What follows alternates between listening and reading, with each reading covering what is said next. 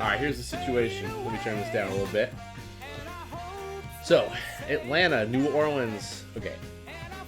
Let's go in order here.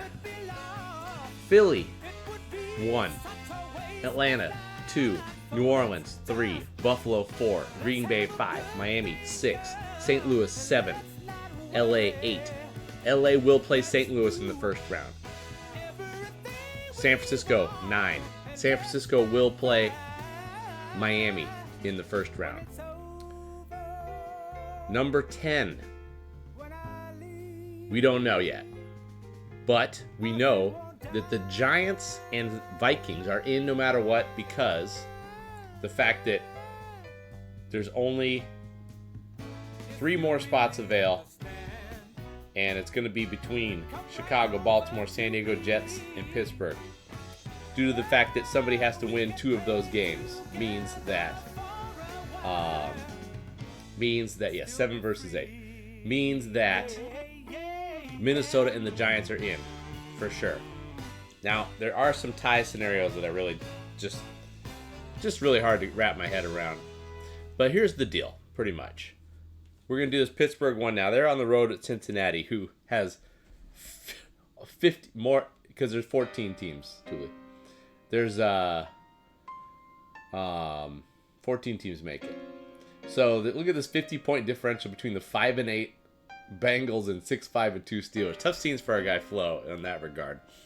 But it's been just another. I mean, what an adventure Flo's had in this league. Anyways, check this out. If Pittsburgh wins, they'll be 7-5-2, which is, you got to think about that as being like basically 8-6. That's good enough. They'd make it if they won. If they lose, they will also make it if the Jets lose.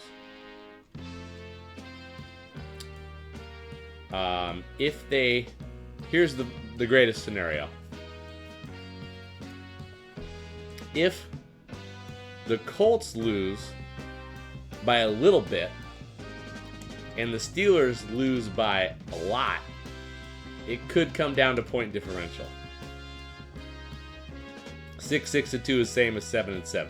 So if that's the funniest thing, or that's, in my opinion, the most fun thing that could happen. Because remember, we were watching that end of that Johnny Evans Vikings game, and thinking about all the machinations of what happened with those late beef juice touchdowns that could possibly end the Vikings, in a possible showdown with the Giants for point diff, and then the Giants ended up winning by 30, which was funny as hell, or maybe 35, I don't know, but they really ended that debate. But then we realized, oh yeah, it doesn't matter because Vikings are in no matter what. So if Pittsburgh wins this game, the other 2 games are de facto winner goes through, loser's gone, which is San Diego versus Baltimore and Jets versus Chicago. So we're gonna play the Pittsburgh game first, and the other 2 after. The hammer's gonna be Baltimore, San Diego. I feel like that one, because of the point diff factor, that has the most potential to be the wackiest. All right, should we do it, guys? You guys ready for this? Let me see some. I want to see some tads out there. I mean, I actually don't know. I don't know what happens with the ties. Honestly, I just know that it's confusing. So, good luck the rest of the way if that's the case. Now, I think a tie here could get weird. If we get a tie in this one, I think it's gonna get a little weird. All right, here we go. Of course, this NSV starts right from the jump. That's just fine. We're in it, baby. This is the finale for week 14 in the 1970 regular season. Flo's throwing out 69s all over the place. He's got George Blanda kicking it off, and it's also his backup quarterback. We got Reggie Rucker trying to bring the ruckus, but he's not going to be able to bring the ruckus. He only gets it to the 6-yard line. The Steelers boasting the number one. Oh, I know why you're going to the shed. I know why you're going to the shed.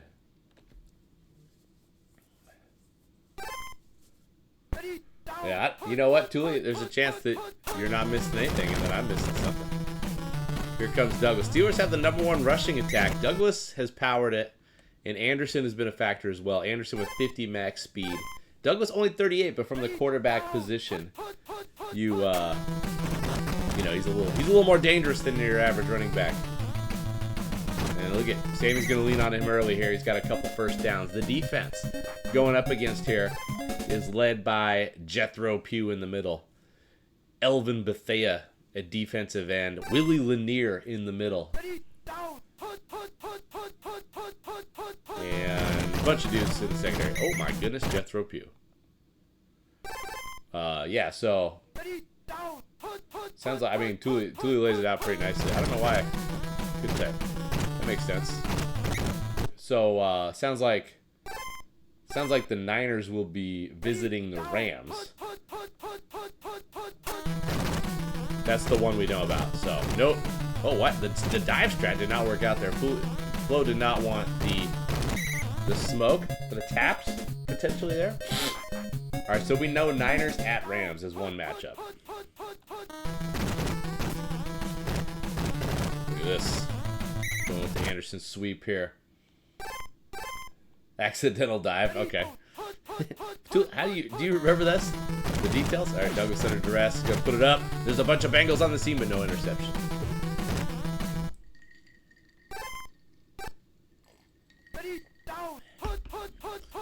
Willie Lanier in the middle. Up the middle to Anderson. Gets a little help. And the Bengals strip him. The ball's bouncing around crazily. There's a bunch of dudes in the mix. There's a guy with the stand there strat. And it's scooped up by Gus Otto, man. Gus Otto still running. Oh my goodness, broke out of the pack. And the Bengals are in business here. And guess who's also in business? The Jets, the Bears, the Chargers. Here comes Frenchie Fuqua. And the Colts potentially. Bengals also have a dangerous running attack led by Ron Johnson and Frenchie Fuqua. Craig Morton at QB, not a big threat. He's had a up and down season. As usual, Tom Beers is tight end. Earl McCullough, and he couldn't get it to Gloucester Richardson on the bottom there. Pretty mid receiving crew here for Morton. Bengals tend to lean on their running game here. Rick Volk is the free safety for Pittsburgh. Now we have a 4th and 5 and possible kick attempt from the veteran George Blanda. Coy Bacon is the guy you got to worry about for these. But he gets blocked, and Blanda lines it up nicely. And Cincinnati is taking the early lead here in the Ohio River battle here between Cincinnati and Pittsburgh. Not too much damage. Instructional saddlebag J81. Come on, man. That's going to be a tough one for Dan to block there. It's a fun name. Instructional saddlebag J81. I don't think it's an 81. All right, Pittsburgh back to the drawing board. Last play of the first quarter. Bobby Duggs trying to make something out. Oh, Gus Otto's everywhere. Saddlebags. Here we what are we going with here? All right. Second quarter. All right, George Knock is in bad. Uh-oh. Oh, keep sticking with George. He loves George Knock. Man, find yourself a mid fullback that you love the way Sammy Smith loves George Knock. As Douglas finds Rucker for a play over the middle. A couple of the DBs for Cincinnati are feeling it, including Lanier. Also with he's got 50 INT at middle linebacker. So might not be able to get away with those passes too much going forward, but he got away with one right there. Reggie Rucker, who's in good condition, hauls it in. Here comes Lanier. Uh-oh, taps. 12-11. Epic tap out of that. Douglas puts him on the ground. It's bouncing around. Two Bears were all over it. They couldn't squeeze it. Hugo Hollis. Oh my goodness. Debacle sauce right here for Pittsburgh. Rick Volk. Gonna dump it to Ronnie Johnson. Johnson's got pretty good hands for running back. 44 reception. He puts a little juke sauce on it. There's been some fumbles, man. The Buffalo Bills were the beneficiaries of some serious fumbleia being served up in Philadelphia. Now Ron Johnson cuts it back. If you didn't catch the last Tadcast, by the way, it was pretty fucking fun. Not just because I won, but that part was pretty fun. That was probably the best part. There was some other stuff that was fun. Basically, there was just a lot of back and forth with thinking that this last spot could possibly be between Minnesota and the Giants, and then at the end we found out that they were both in, no matter what. But pretty fun. It was pretty fun for a while though. Hard to count. So I need people like Thule around to explain how that shit works. Going up top, and oh, Rick Volk is flying. He's flying. I'm feeling a little spent, Pete. I have no regrets. It was a lot of fun yesterday, but feeling a little spent. Driving is not easy. There's a nice play though from Craig Morton. By the way, we're bringing in my favorite scenario that's out there, which is Pittsburgh losing by a decent amount and having it come down to point diff between Baltimore and Pittsburgh. Of course, that also involves Dan losing, which I'm not really rooting for. Not necessarily rooting against BOMBJACK. I just kind of would like to see my buddy Dan get in the playoffs. But that is the best scenario. The best scenario for drama is the Jets losing, and then the Chargers beating the Colts by a little bit, and having it come down to point differential between Pittsburgh and Baltimore for the last spot. All right, here we go. B-Dugs. This is the dream, and it's kind of in play right now. Baltimore's at a -37. Then it comes down to dick count, I believe. We need to do some research. It's in the draft guide. I believe it comes down to dick count at that point. 7 to so yeah, he's -37, so it's an 8-point difference. How many dicks on Pitt? I mean, we're talking about an 8-point thing. That seems pretty unlikely it's going to be a tie, but it's not impossible, that's for sure. I don't see any dicks lurking on Pittsburgh's roster. Oh boy. Convoy alert. Uh-oh, that didn't work. Anderson. Oh, last play. Oh my gosh. Now what? Oh, he tried to go for the timeout. Not a bad idea. Oh, and then a grumpy halftime skip. Oh my goodness. Oh my god. He was trying to house that. It was in play. Absolute disaster for Pittsburgh there. Dan likes it. Although, there's no scenario where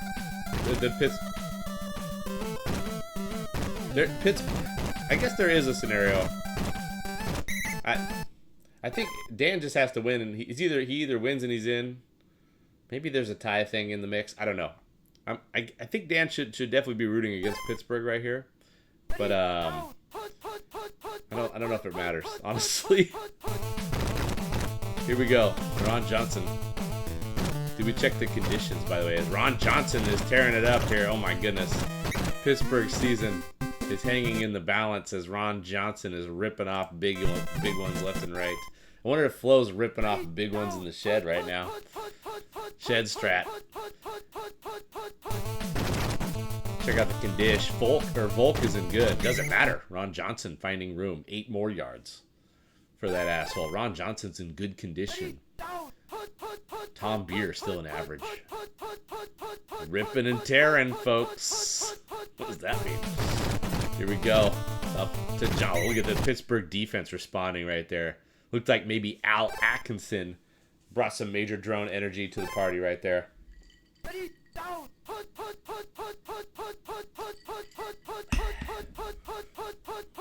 Alright, what's he gonna do? 3rd and 1, doesn't know what to do.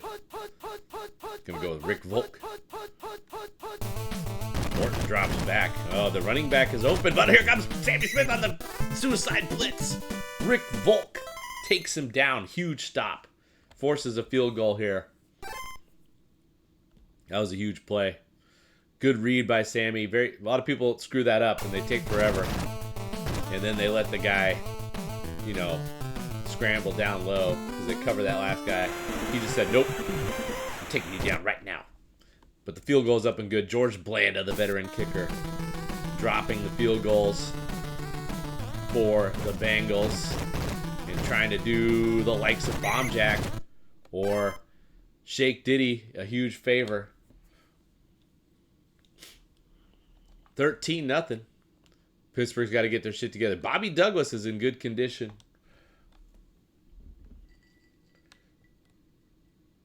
DB3 Dick Daniels. So on an 8-point difference between Pittsburgh's loss and Baltimore's loss today, Dick Daniels would be the difference for Baltimore to get them in the playoffs.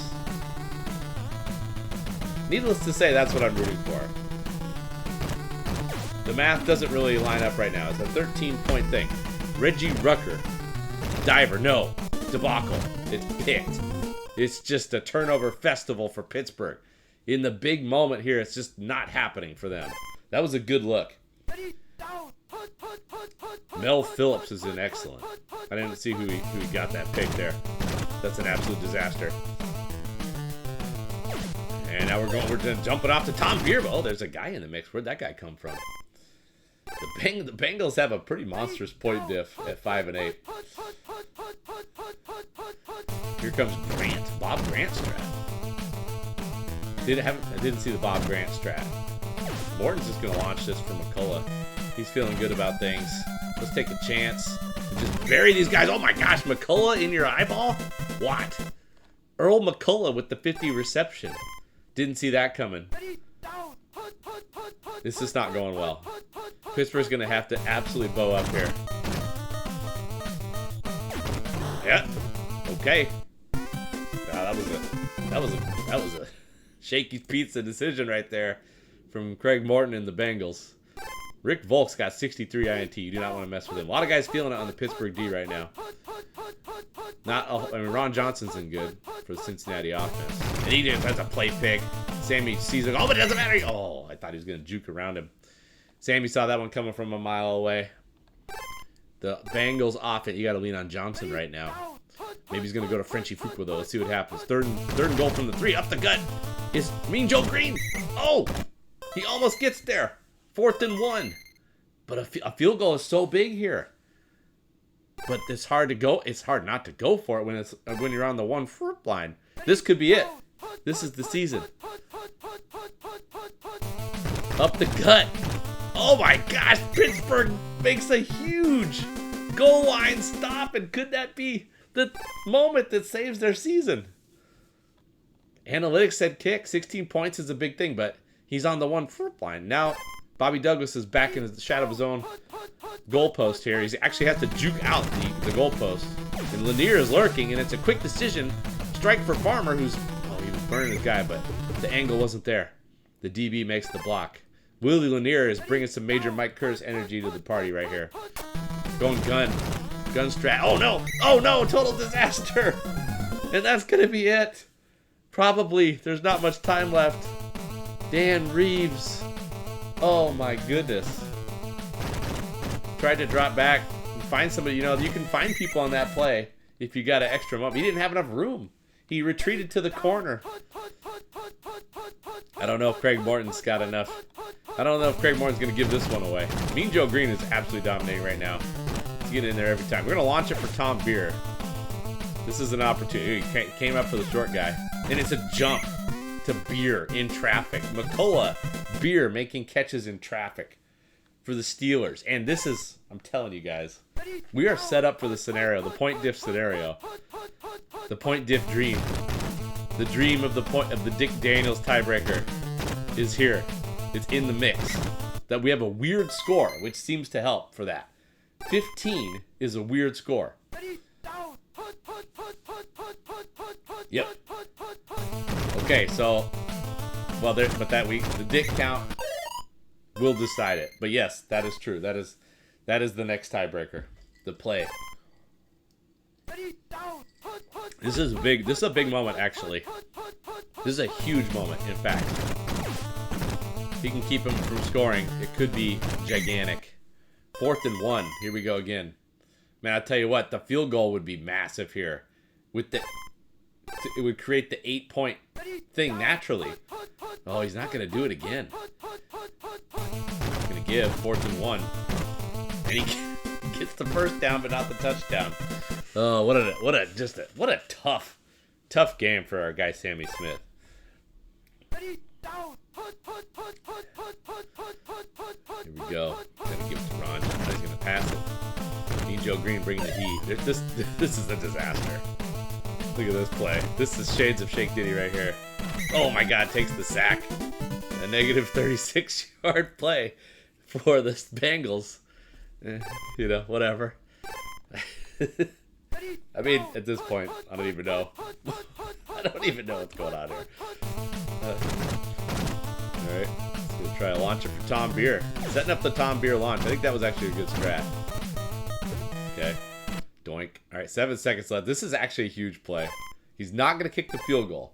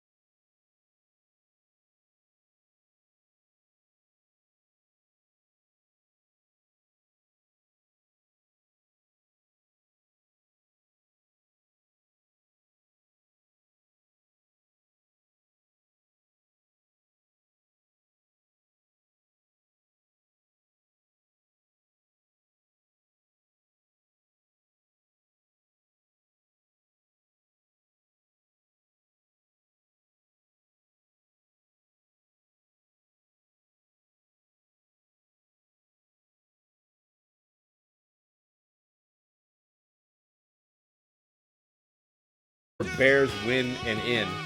But the point diff thing, I decided to elevate the Baltimore San Diego one to the last one. But anyway, he's probably thinking like this is a I can not take any chance. I mean, obviously,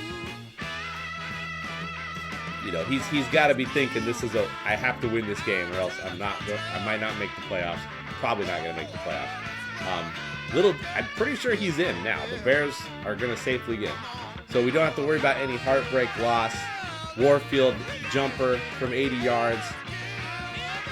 That'll take the Bears out of the playoffs. I don't think that's the case. But just keep in mind that these guys were both of the same exact mentality for this game.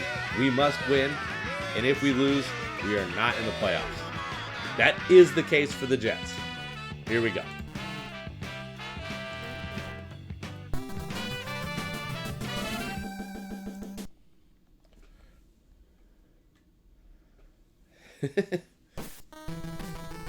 All right, so here we go. The Bears looking to leave no doubt here as, man, it went down to the wire. So if you don't remember what happened with the last year was that the Bears had a deep bomb on their last play of the season that looked pretty damn good. It would have been a jumping catch, but I got in position with Paul Krause and got it. Got the jump pick in a Superman animation. The most exciting moment that I've ever been a part of. Even BOMBJACK on the losing end was devastated to be out of the playoffs. He had to admit that was some pretty exciting shit. Larry Zonka coming in hot. The taps. Dan had a good tap. I didn't see what BOMBJACK tapped here, but he got the win on that. This could be a pretty good tapping matchup. BOMBJACK's been pretty solid. He's going for Gilliam. It's picked off by Andy Russell. Andy Russell's had another huge season at linebacker. He's the main man for this Jets defense, the much maligned Jets defense. But Andy Russell has come up with play after play, and he just came up with a huge pick right there. Greg Landry, Dirty Landry. Now we're just going to throw it to Warfield. Who cares who's up there? Lots of dudes. It's batted away peacefully.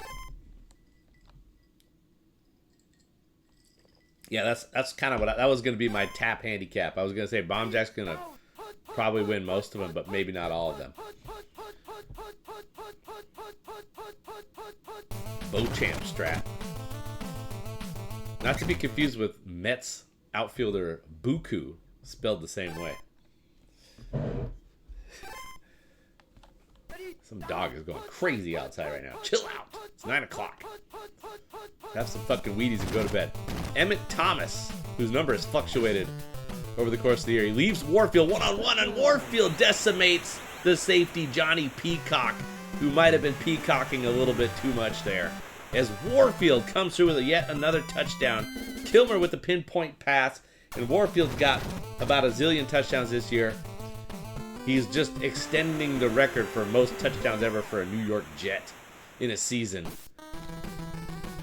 And possibly has a couple more touchdowns he might get on that page for all-time touchdown scorers in TAD.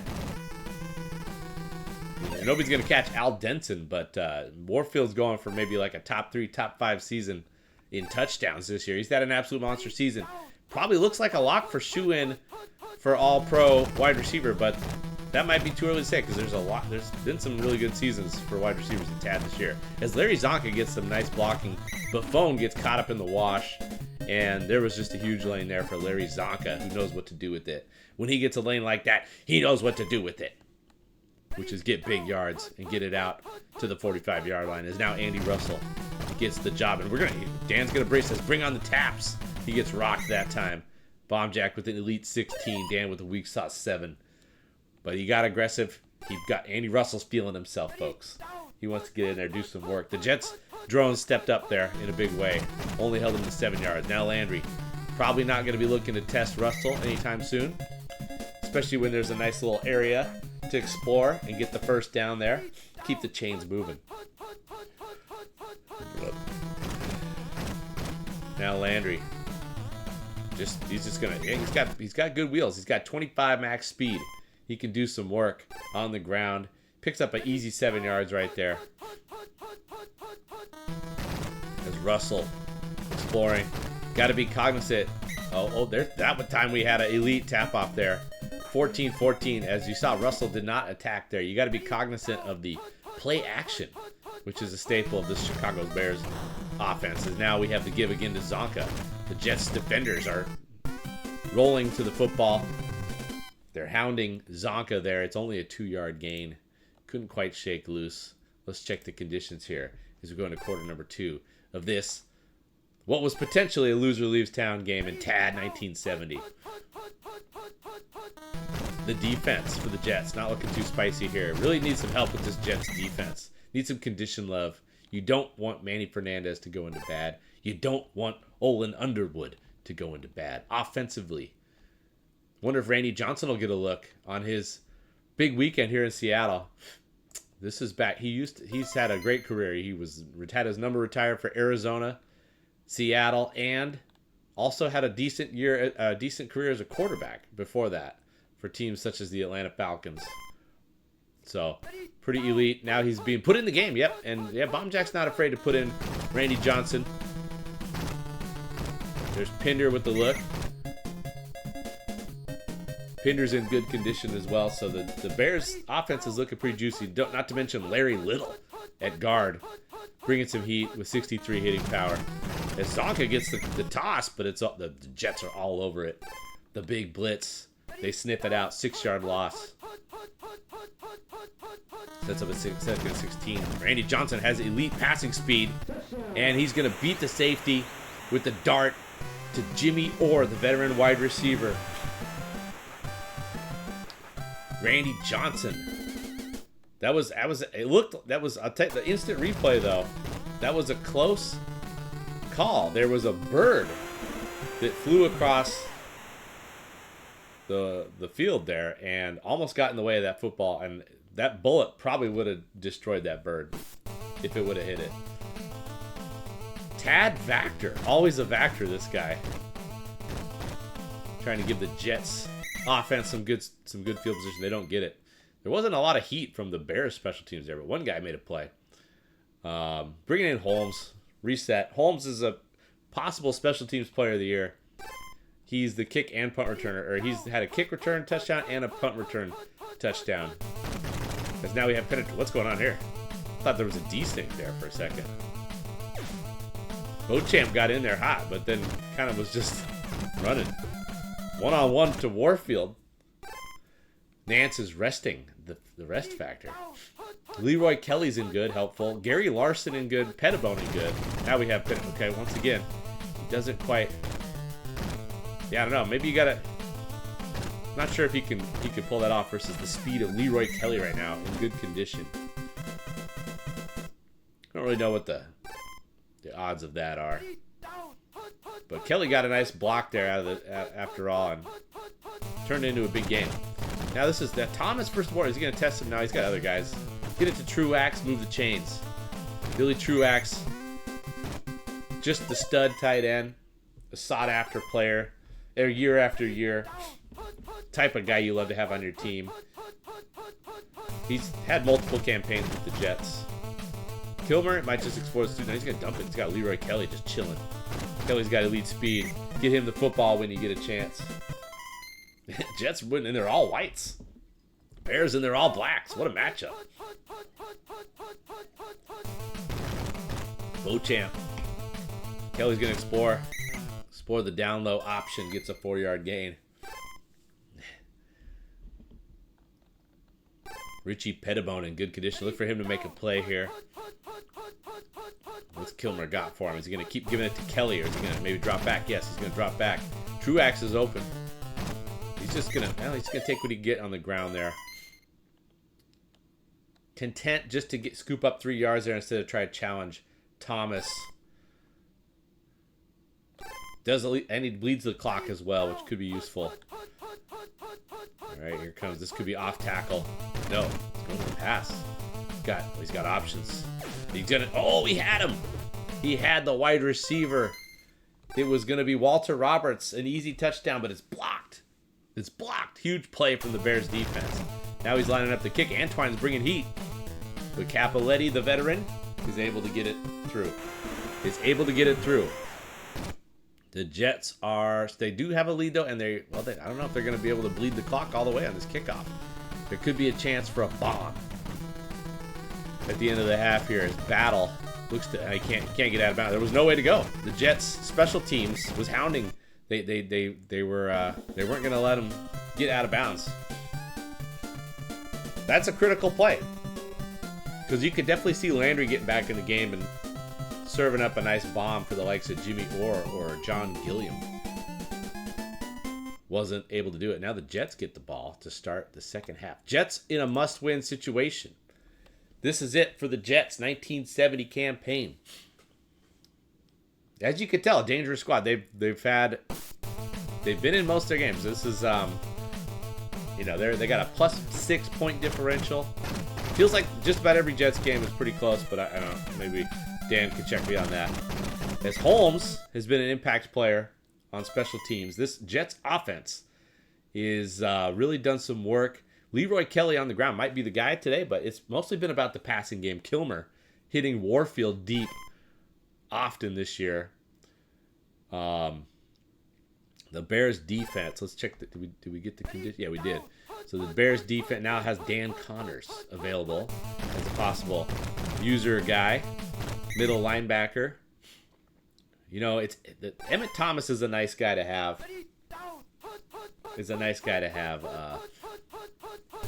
When you're going up against Paul Warfield. This ball is weird. That was a weirdly off the money pass. I guess that route does kind of veer towards the middle eventually. It's not just a straight fly pattern, is it? That was a weird pass. Sets up a 3rd and long here. To give us to Kelly, leaning on the running game. Kelly looking for some kind of space. Cutback strat. The Bears defense is about it. Now we have a punt. I think you got to punt. You got to respect this Bears defense. It's tough for the Jets to punt. He doesn't really want to lean too heavily on his own defense here. But he does have his 2 best guys in good condition, so it's not a total disaster to have to try to man up and get a stop on defense.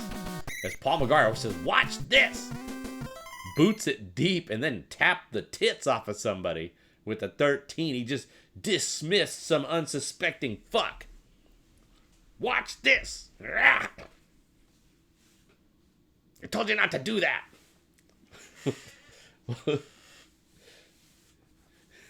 Okay, here we go. Pinder. He's sticking with Johnson. Gilliam is in good. He went back to Landry here. Just wasn't really feeling Johnson. Maybe he just maybe he feels like the scramble is a better mode of attack here, or maybe he wants to have the deep ball to Gilliam in play. He did move Gilliam to that spot. He's gonna dump it off to Pinder. You never know. BOMBJACK likes to vacillate between strats mid-game. I'm just updating. Okay, so we put Orr up top. BOMBJACK likes to employ different packages on offense, a la Madden, where you could pick fast or hands or normal or big. He usually has a big package on display. He usually has a big package. He just said out loud. As Landry's able to find Orr here, gets him on the diver. Jets defense scrambling. Jets defense. Can the Jets defense come up with some kind of play here? They could really use a stop right here.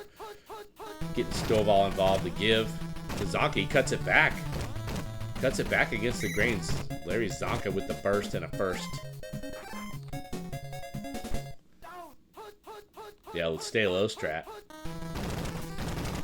Okay, Stovall engaging blockers. Jets drones. Trying to get in position. Okay, they did a good enough job. Pinder was weaving. Pinder was looking dangerous there. Getting Andy Russell involved. To give us to Zonka.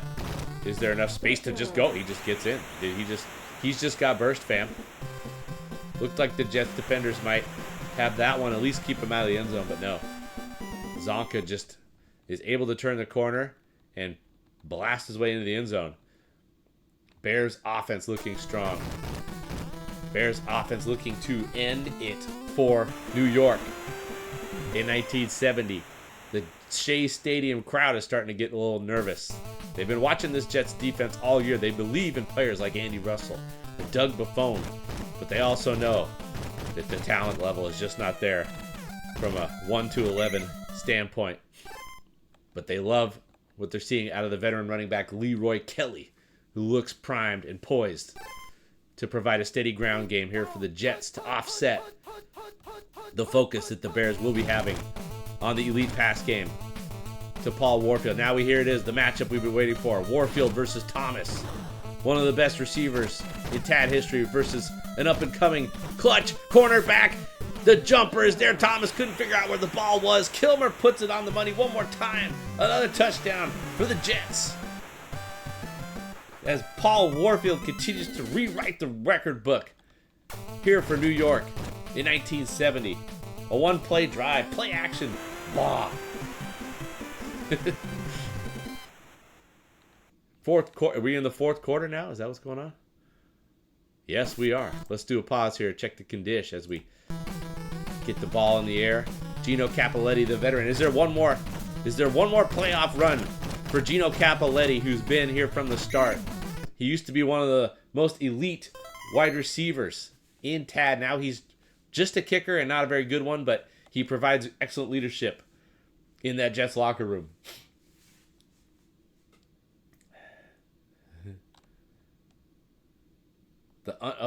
Yeah, you never went below 500. Well, he's a fighter. He's a fighter anyway. He just keeps fighting. He keeps getting up off the map. He's playing like he's gotten the fight. He's playing like he's been getting that fighter bonus all year. As Russell Buffon and now Rudy Redmond joins the ranks of guys in good condition for the Jets. He'll take all that he can get there. Rudy Redmond's probably the third best guy on his team, so with the possible exception of Manny Fernandez in the middle, who's not feeling it today. 17-14 game here. Very exciting. Dump off strat. Zonka, nowhere to go. Jets defense hounding him. Sets up a third down here. Here comes Andy Russell. Okay, Andy Russell's in the spot, and he brings the taps hard. Dan just dropped to 17. Just dropped him like it's hot. He needed all of it, too. There was no Jets drones in the mix. Back to Pinder. There's just nowhere in for Russell. There was an absolute phalanx of blockers set up for Cyril Pinder. Season on the line for the Bears, and he goes to the other running back. He's not afraid to give Cyril Pinder the rock, even though Zonka is the main cheese. Pinder's in good condition, and he gets plenty of looks for this Bears offense. Take advantage of Larry Zonka's blocking. As Buffon just tapped the tits off some dude. Oh, Zonka. Zonka is wrecking fools left and right. The Jets defenders, they're like, it's like a tank going through toilet paper. Larry Zonka gets another, oh my God. It's absolute carnage here. The Jets had it all hemmed in, but Zonka just blasts his way out. 2:17 to go, Bears driving. Bears looking to kill some clock. Bears trying to get the touchdown and then leave nothing for Warfield.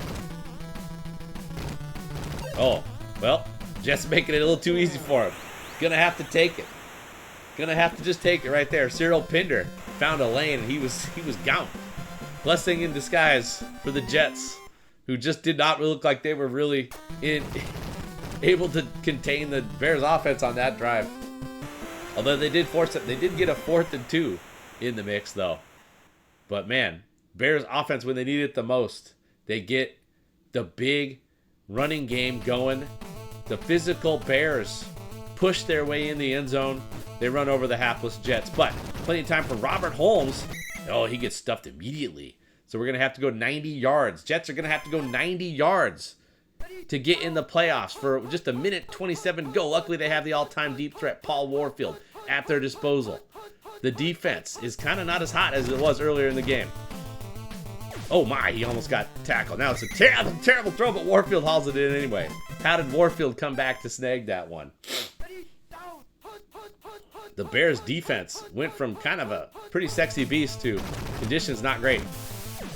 Emmett Thomas and bad. Very, very hurtful towards the cause. Warfield hauls it in again. Paul Warfield is a one-man wrecking crew this year. Just cannot be contained. Kilmer to Warfield.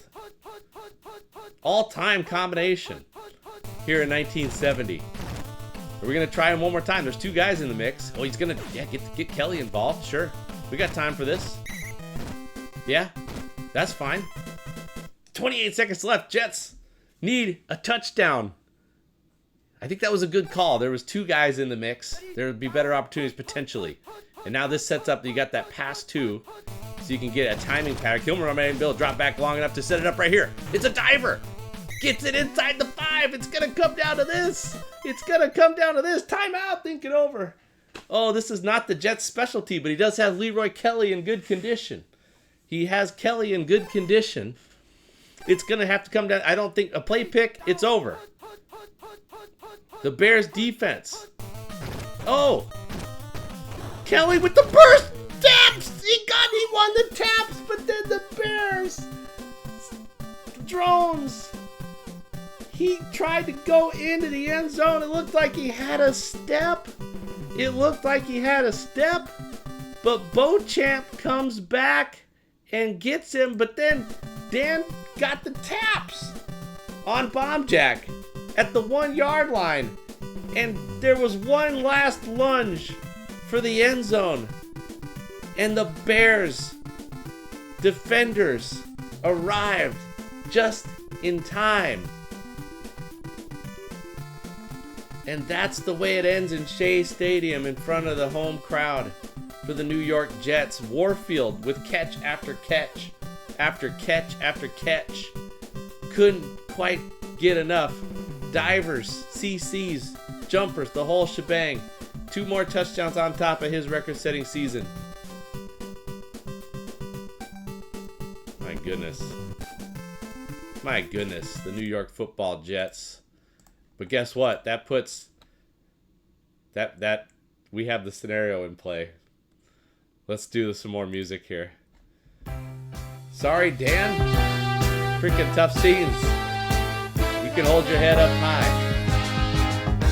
You can hold your head up high. You even brought a tap. You even brought a tap to the party. And now Boots is in the mix? That would explain a lot. Dan even out-tapped BOMBJACK for the win, but it didn't. He just was 1 yard short. Oh my God. That was kind of the Jets season, right? Just didn't quite work out, but they were dangerous. That was a fun one. Shit. God dang. Guys, we are in play for the thing that I wanted to see, which is the point differential debacle.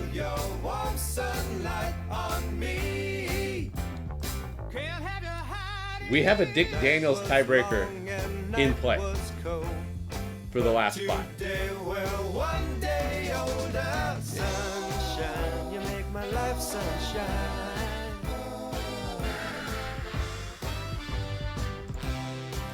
Well,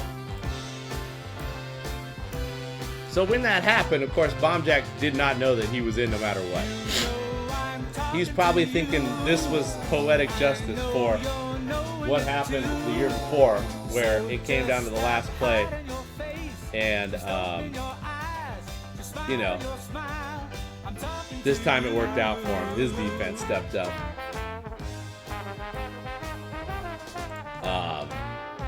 But he didn't need the win to get in. He did need the win to surpass some teams, though, in the seeding. So he's up to 8-6, which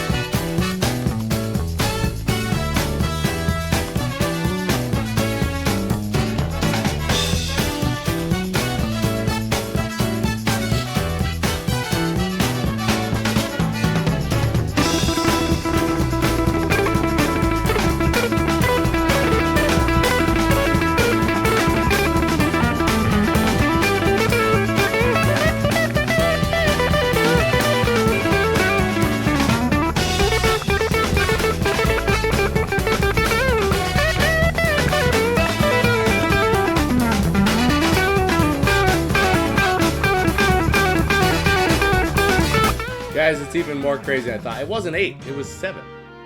Oh, he lost by 15. So, okay. Look at this thing. Guys, look at this. If Baltimore loses by 7, it comes down to a Dick Daniels tiebreaker.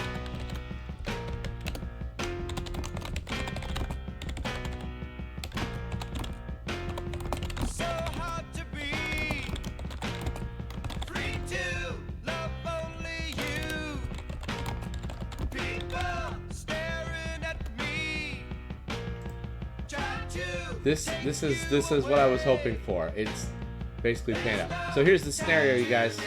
San Diego is win and they're in, lose and they're out. 6-6-1. Baltimore needs to lose by less than 8 points, 7 or less. 7 points, they get the tiebreaker with the Dick Daniels Dick count strap.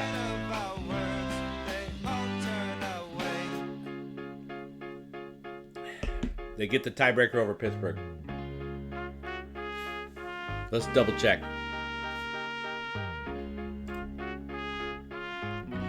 One, two, three, 4, 5 teams. 6 will be the winner of this game, and 8 on this side. Yeah. Yep.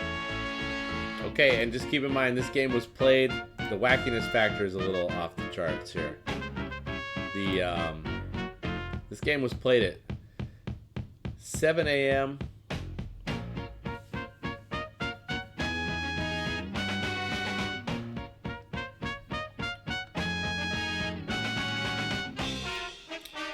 This game was played, I believe, at 10 p.m., which, by the way, Shake doesn't usually stay up on till 10 p.m. on a weeknight, so he might have been slightly off his game.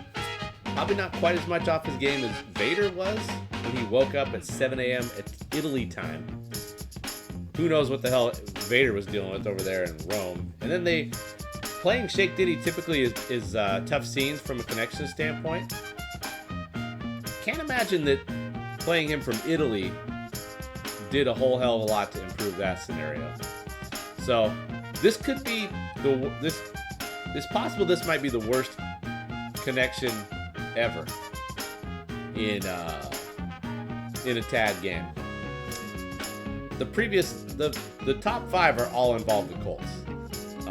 Probably the one that I played him that one time when Bob Hayes scored that touchdown is the worst so far. But there's probably been some other historic ones. Beef Juice probably participated in some bad ones over the years. But, you know, Vader was involved, so sometimes Vader has some tricks. He can kind of improve things a little bit. I don't know how they pulled this off exactly. But Vader did play some dudes in Thunderdome when he was in Italy. So he just kind of goes to Italy sometimes.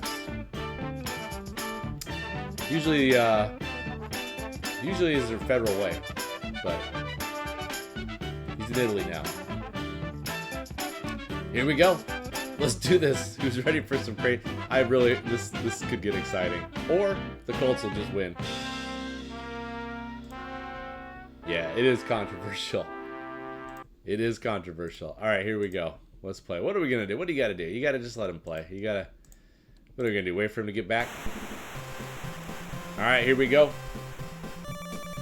Now, Baltimore, they went beef to more strat last year, and that knocked them out of the playoffs. They were in position to make it, but the beef to more thing had them narrowly missing. This year they were 7-5. They, looking pretty good. And then they lost last week, and now things have not fallen awesomely for them. Although I guess the Pittsburgh loss is a pretty huge deal. The fact that he got beat by 15 points is a pretty freaking huge deal. Gives them another avenue. So there's a chance that SHAKEDITTY probably played this game, lost by a little bit, and thought it was a wrap for his season, or maybe even his tab tenure. But he might wake up tomorrow morning and find out that things shook his way. We could talk a little bit more about the matchups here. with the playoffs after this game. Let's focus on this one. And by the way, these guys have pretty good history as far as TAD games. There was a very historic next 8 championship game, or some scenario. There was the historic one where Shake got a 4th and 19 pickup with Jim Brown, and I believe he won the next 8 championship. And he's got Dixon going here, so the running game, getting the running game going could be big. Get some heat off Bob Berry, but Lance Allworth is a threat. Norm Van Brocklin has kind of got things cooking here. That's a bad throw. Riley might have got back there. Riley's a top. This is another scenario where it's like, okay, well, at least I have Ken Riley. Just like how BOMBJACK had Emmett Thomas. Oh, this is a bad throw. Oh, man, Bob Berry with just penis here early on. Those just 2 bad throws in a row. And Riley picks it off. John Adel's been cooking. The Chargers have put even the Bengals to shame with their ridiculous point diff that just didn't work out. The Chargers are like, what are they at? As we get a first down run here. They're at plus 61. They're the 5th best team in TAD from a point diff standpoint, but if they lose this game, they're out of the playoffs. What?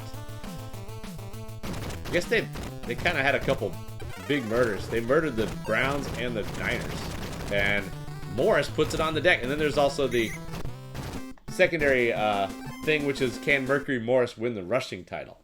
He's not off to a good start. He did have a 12-yard gain. I think he only needs like 35 yards or something of that nature to surpass Dickie Post. Jumper in your face. Welp. That was the sequence.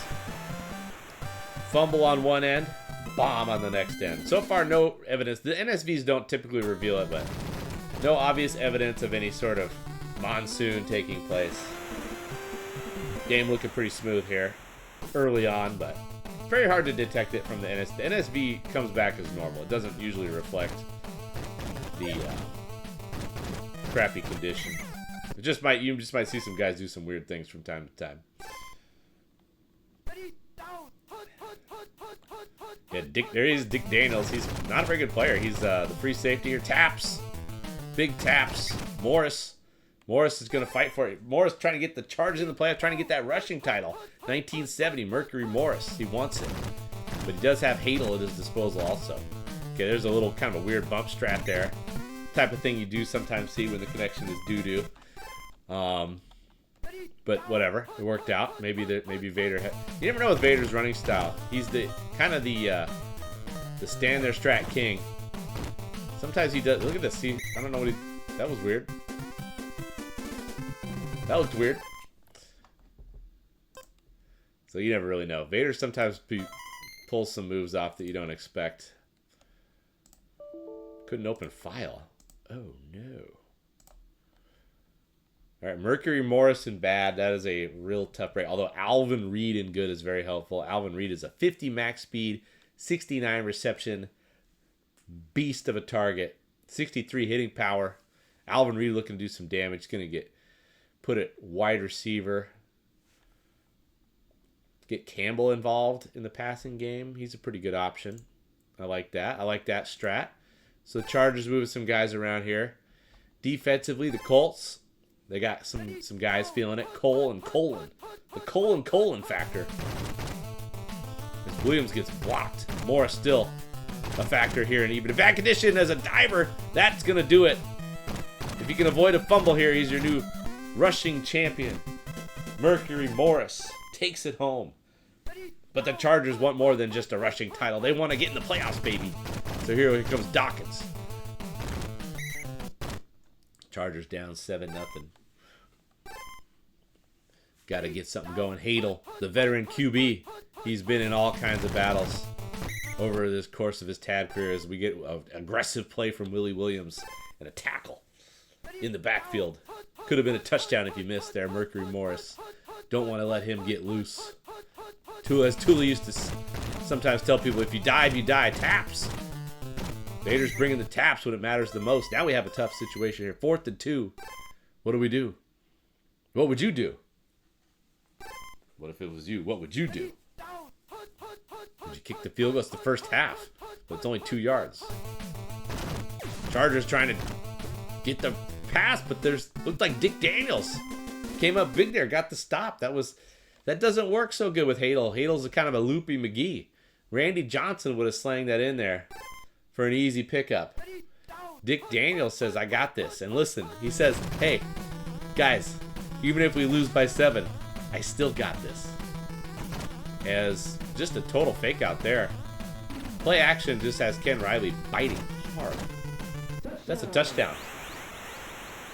Things are unraveling for the Chargers.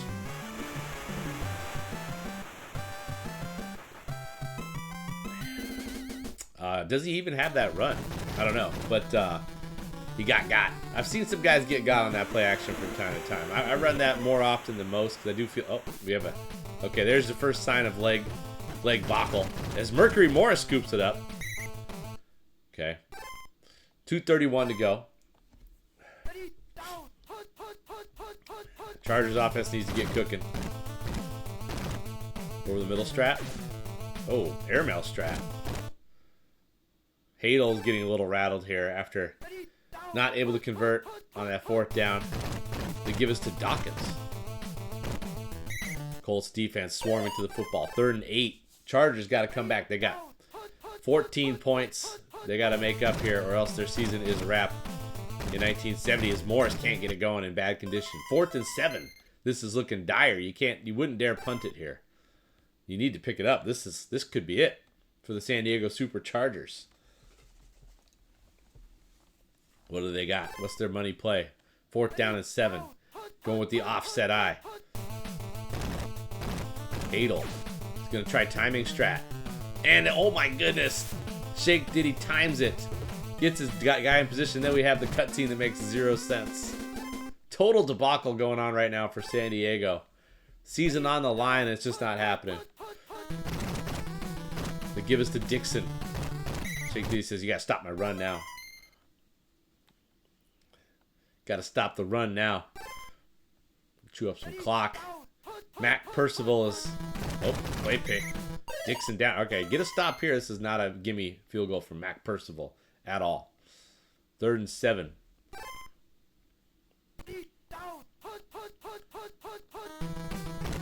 Barry's gonna go to the drop. He's gonna probably launch it here for Allworth. This has been the go-to thing, and it's a touchdown. As look at the freaking Chargers defenders just being devastated. Bob Berry's been Shakey's pizza all, basically the second half of the season, but he's making up for lost time here. The Colts are looking to just waltz into the playoffs here in 1970, and it's definitely not looking like the point diff Dick Daniels thing is going to come into play, but you got to admit, it was exciting for a second that was in play. All right, total disaster here for the Chargers. We didn't know, not even a whiff of halftime. And we're on to the 3rd quarter. I've seen crazier comebacks, though. We'll see what happens here. Mercury Morrison bad, Gene Washington bad, and a full kick against the leg from the Colts, so. Not looking good. Sonny Campbell. Alvin Reed isn't good. That's helpful. Dick Daniels isn't bad. Need to harness the power of Tick. That makes sense. Tick was really good at coming back from 21-0 after a first half debacle. All right, Hadel. We might have to go into Launchpad McQuack mode here. We got Reed. This is a good target. This is a really good... Hadel can put points on the board quick. Look at this pass. Look at this pass. It's Alvin Reed turns on the Jets and taps. Oh, 18. What a start for Vader. The comeback is on. Alvin Reed comes down with it in a crowd and then just turns on the Jets. And then turns a drone into doo-doo butter. And then out taps the last guy 18-12. San Diego Superchargers. Going to the onside kick. It's scooped up by Allworth debacle. Okay. At least not a big score. I don't know if that was intentional or not. You never know with the leg game. But here we go. Bob Berry's going right back to the pass. He's probably gonna launch. He's gonna have to leave that guy there and just try to launch it. Okay. Chargers defender coming up big right there. Allworth has a chance to get into the All-Pro discussion here at wide receiver. He's had quietly a pretty huge season. Just feels like it's obviously going to be Warfield and Jackson, but I don't know. If Allworth has one more monster game to put the Colts in the playoffs, could be tough to ignore him in the All-Pro voting. As we get, that was an opportunity if there ever was one. Okay, 4th down and 15. Colts do not go for the punt here. Now we have aggressive. Oh my goodness. Why? Oh, Vader looking to take matters into his own hands. And it ends up being the thing that you could have stopped if you just manned up with your guy. Oh no. Barry can't hit him that time though. Debacle. Man, that's just tough. That was a calculated risk that did not work out at all. Here's the give. This time the give, but then the dive. Colts in field goal range. Matt Percival's feeling it. This time it's play action. Gonna try. Riley is there. Needed that pick right there. This is Colts going for it for reasons that are unclear. This is life. This is life for Vader. And we're throwing it into double cut. Diver was on, but nothing. Nothing. I don't know. There's a chance that SHAKEDITTY has absolutely zero clue what the playoff things are. He maybe go for points. I don't know. But there you go. That's now a lifeline. Another bomb for Alvin Reed. Oh my goodness. Oh my goodness. Was that there? That was almost the perfect sequence there for the Chargers.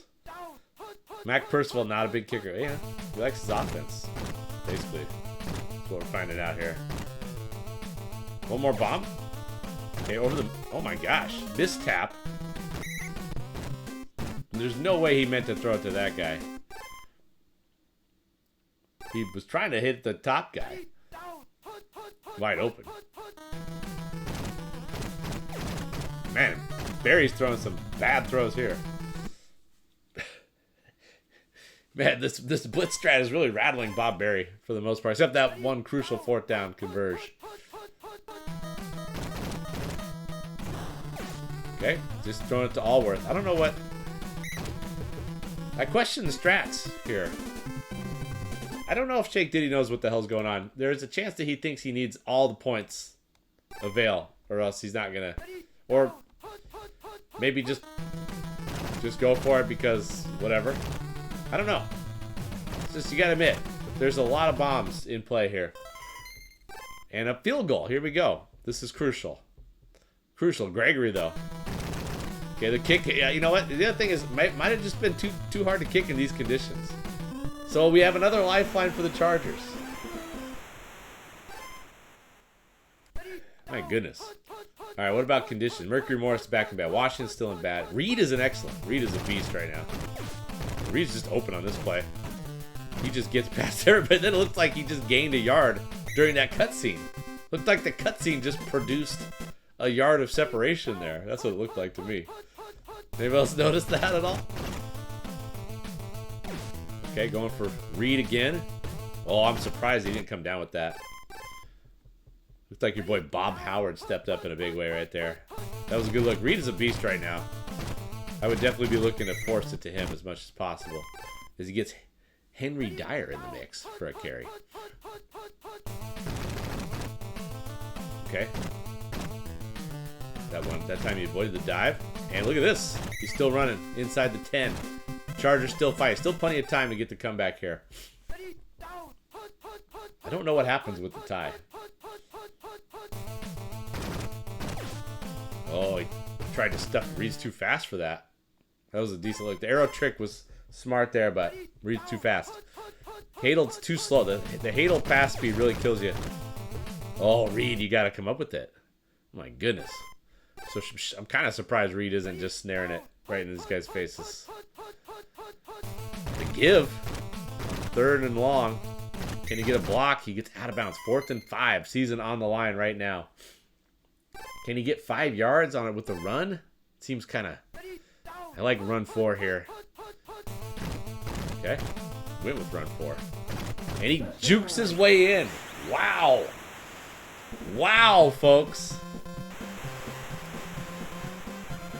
All right, we got to find out what happens here. I believe a tie puts both these teams in and gets Pittsburgh out. Yeah, that is correct. That is correct. Onside kick. Oh, it's picked up by Dixon. Can the chart? Oh my gosh. Look out. Okay, so actually, yeah, so a tie is, oh my god, the missed field goal. Okay, 2:22. Here we go. Chargers fighting. Penetration from the nose tackle. He's definitely gonna stuff. No, look at that. Now he dump off strat. He zagged. He was just been throwing to Allworth all day. Dump off strat. 150 something to go here. Colts just need a score. Chargers need to get the ball back and score a touchdown, or else their season is a wrap. A tie is good enough. Look at this. He's trying to stuff it in. Riley is there, but no. 1:39 to go. Chargers need to turn, man. He's giving them opportunities. Here comes the run. Dixon can't shake loose. Big play right here. Hot damn. Tie puts both teams in.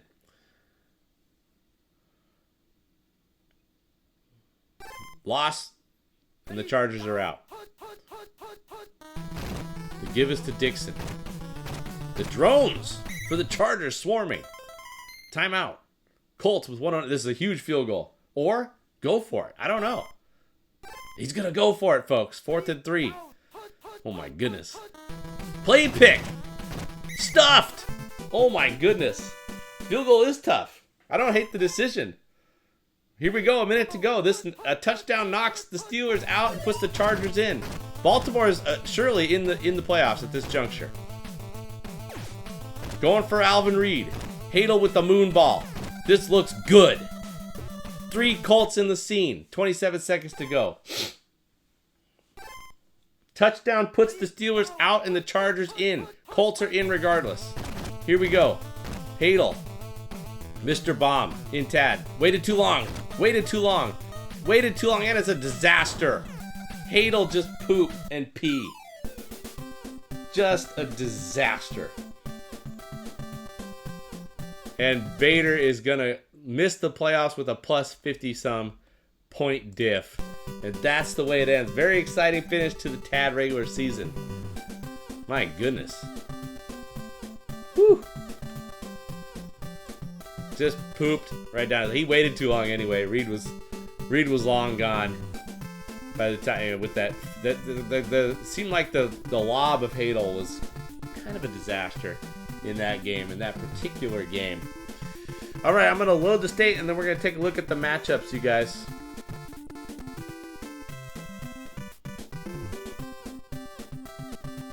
That's a wrap on 1970 regular season.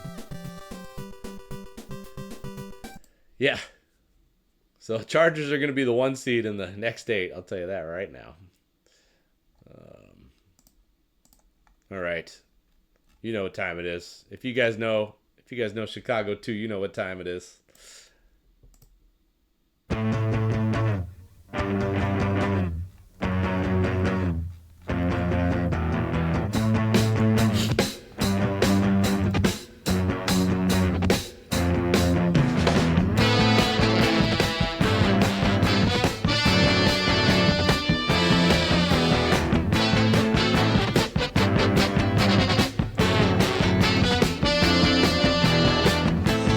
Waiting for the break of day, searching for something to say,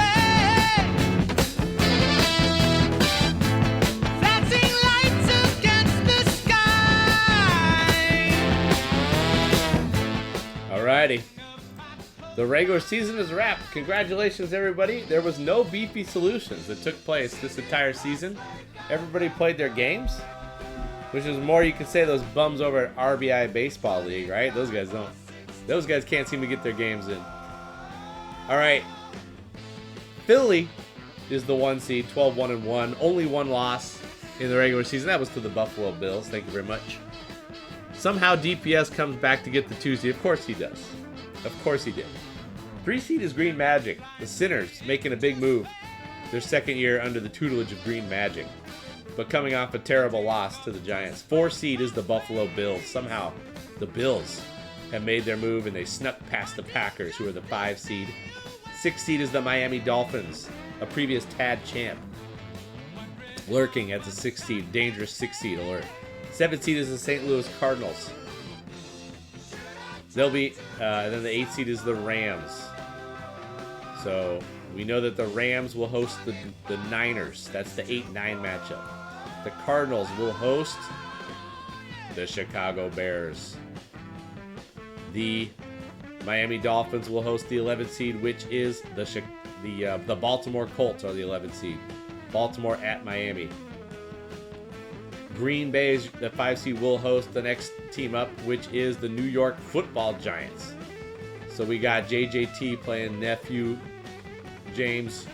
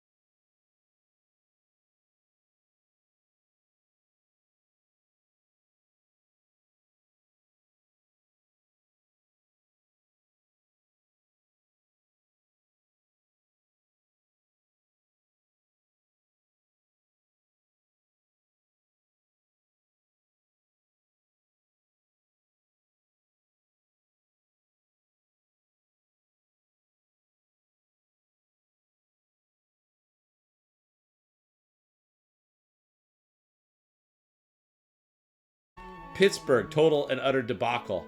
But the rest of the results went their way, and they're going to sneak in at a minus 44-point diff. They're going to sneak in with the 14th seed, and they're going to get the Saints coming off just getting destroyed by the Giants. I feel like that could be a pretty even money matchup. So sometimes it's better to be lucky than good. As far as getting the 14th seed, minus 44-point differential, shit kind of worked out. But that is the crazy nature of this. This is what we signed up for. Niners get a crazy bounce to knock out Dan in week 13. They sneak in, although they won their week 14 matchup also. But just a lot of crazy games over the course of the season. Giants looked left for dead. They've closed out really strong. They're looking like a threat all of a sudden. I've always kind of said the Rams are a sleeper team this year. They're 8-5-1. Aeneas has had really good moments this year. Cardinals looking like a threat. Green Bay had an outside chance to get the 2 seed going into this, but they lost to the Rams. They're the number 2 passing game, and it's kind of hard to really think about exactly how you're supposed to stop that offense. They've been very good this year. Never count out Thule. He's only got a kind of a weak sauce plus 27 point diff. Miami has not really been a force this year, but here they are with a 9-5 record. Kind of just proving that they're a factor. And then of course DPS, he's been complaining about his team all year, but he's got a 104 point differential. And then, I mean, I keep saying it over and over again, the Eagles have not been as dominant. They're not like, they don't have like a glitch this year, you know? They don't have like this thing that's like, just like, how the hell are you supposed to stop this? They just have made plays with Namath passing it to Warren Wells. And I'm trying to remember who the other guy is off the top of my head, but they have 2 good receivers. And just diamond fools. People can't seem to cover receivers against Joe Namath. But it's just not as dominant as we've seen in Pittsburgh. He has another good bottom linebacker, which is tough, Paul Namoff. But it's just not like, what the hell are we supposed to do versus this? He's just playing well. So he's the favorite with the Eagles, but this is pretty wide open, I think. Feels a little bit more wide open than usual. I would say just about all the playoff teams in the mix are some sort of factor. And I don't know.